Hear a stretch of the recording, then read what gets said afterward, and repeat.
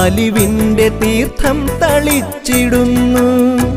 ആഞ്ജനേയ സ്വാമി കാത്തിടുന്നു. ശ്രീരാമമന്ത്രം ജപിക്കും മനസ്സിൽ ശ്രീ ഹനുമാൻ സ്വാമി വാണിടുന്നു. ശ്രീരാമദാസ ശരണം, ശ്രീ ഹനുമാൻ സ്വാമി ശരണം. ശ്രീപാദ പങ്കജം ശരണം, ശ്രീ ഹനുമാൻ സ്വാമി ശരണം. ഔഷധവാഹിനിയാകും മരുത്വാമലയെ വലം കയ്യിലേന്തിടുന്നു.